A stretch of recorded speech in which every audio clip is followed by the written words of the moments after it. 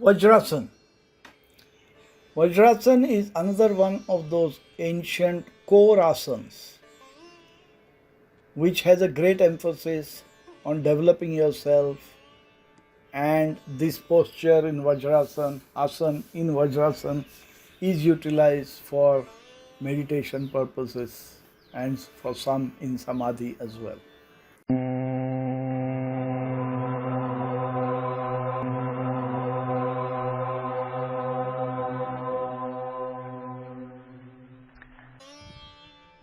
अथ वज्रासनं जङ्घाभ्यां वज्रवत् कृत्वा गुदपार्श्वे पदाबुभौ वज्रासनं भवेदेतद्योगिनां सिद्धिदायकम्. So let us look at this asana and how to go about conducting it. Starting position, sitting in Dandasana with back straight and legs fully stretched forward. Arms are resting on either side of hips with palms down on the floor. Execution. Start by taking weight on both arms and lift the right buttock off the floor. Then lifting the right leg, slowly bend at knee and slide the foot under the right buttock to bring the heel under the buttock and sit on the right heel. Then take weight on both the arms and lift the left buttock off the ground. Lifting the left leg slowly, bend at the knee and slide the left foot under the left buttock to bring the heel under the buttock and sit on the left and right heels. Now comfortably sit on both the legs and weight of body on both the heels with both the ankles stretched downwards in plantar flexion. Now focus on the spine and head. Ensure the spine is straight and head held firmly and looking straight ahead. The arms must be stretched fully and hands placed on respective knees to come to the final position of Vajrasana. Sit in this position for 3 to 10 minutes and learn to relax. While holding the asana, breathe slow and deep with complete awareness of breath. This is complete Vajrasana. Now we will talk about a variation of Vajrasana for which we will move on from this existing position. If we go back to the start, it will just duplicate it. So let us just look at how we vary it.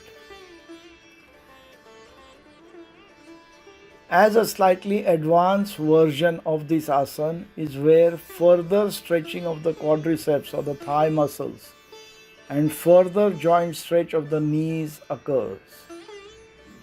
Here the weight is slowly shifted from the buttocks resting on the heels to buttocks resting on the floor.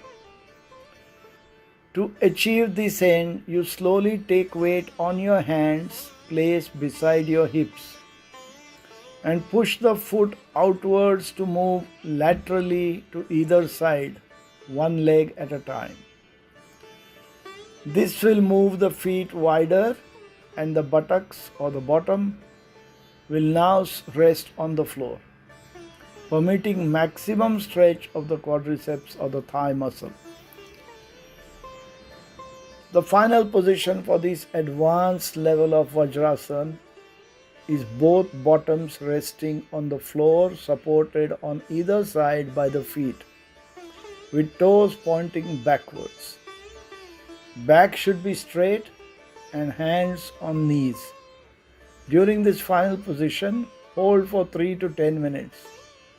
Breathe relaxed and deep with complete awareness of breath. While Vaishali is doing this, I will talk briefly about benefits and contraindications. So what are the benefits of this asana? This is a very relaxing asana once the stretching of quadriceps has been achieved. Complete deep breathing is possible as the whole lung is free to expand in every direction. quadriceps or the thigh muscle is stretched to the maximum in both the normal Vajrasana and a bit more in the advanced one. The knee joints are fully lubricated and move through their complete range.